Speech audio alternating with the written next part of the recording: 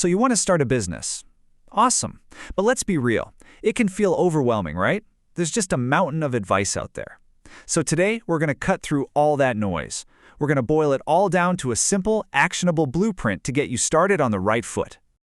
If you've got that one business idea that you just can't stop thinking about, then you are in exactly the right place. We're about to give you the foundational pillars you need to turn that little spark into a solid structure that's actually built to last. All right, here's our game plan.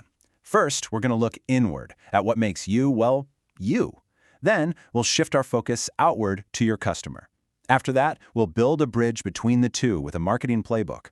And finally, we'll cover how to protect everything you've built before figuring out what's next. First up, and honestly, this is the most important place to start. You.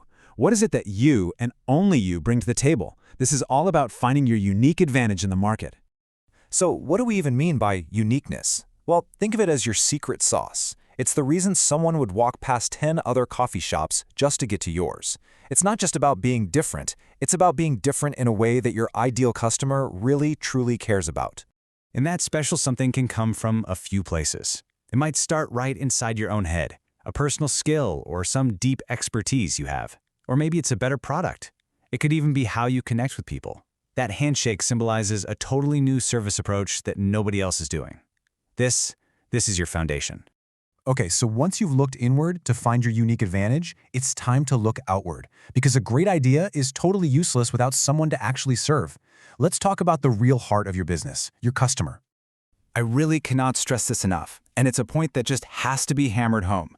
Your customers are very, very, very important. Every single decision you make, from your product to your logo to your marketing, it should all revolve around them. They are the entire reason your business even exists. So how do you actually do that? How do you put the customer at the center of your universe?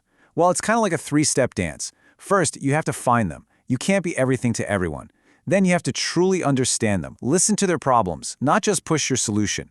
And only then can you build a consistent way to attract them, creating a cycle of growth. Now let's connect the dots. You have your unique offering, and you know who you're serving. So how do you build the bridge between the two? Well, that bridge is your marketing playbook. Let's keep it super simple. A marketing plan is just your strategy to get customers in the door, whether that door is a physical shop or a website. It answers the big question: how will people even find out we exist? It's the practical, nitty-gritty how behind your entire customer strategy. You know what I really love about this is how it frames the whole point of marketing. Don't think of it as just shouting from the rooftops. Think of it as building pathways so the right people can find you easily. You're not just selling something, you're solving their problem of finding a solution. Okay, you're building something valuable, and anything valuable needs to be protected. This final pillar is about setting up the right legal structure to protect not just your business, but your personal life too. The key concept here is limited liability. Now I know that sounds like some complex legal jargon, but the idea is actually simple and incredibly powerful. It basically builds a legal firewall between your business finances and your personal finances, and it's one of the smartest things you can do from day one to protect yourself and your family. And this comparison right here makes the benefit crystal clear. Look, without this protection, if your business gets into trouble, your personal stuff, your home, your car, it's all on the line. With it, only the business's assets are at risk. It is an absolutely essential shield for any entrepreneur. So there you have it, the 4 pillars of the entrepreneur's blueprint. We've gone from your unique skills, to your customer, to your marketing, and finally to protecting it all. Let's take one last look at how these pieces fit together. Let's do a quick recap. The blueprint is pretty straightforward, right? Number 1, start with your unique strength. Number 2, become absolutely obsessed with solving your customer's problem. 3, build a bridge to connect with them.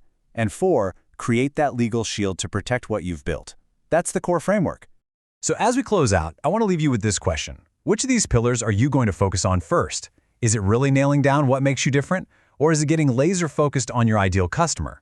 Your journey starts with a single deliberate step. What's yours going to be?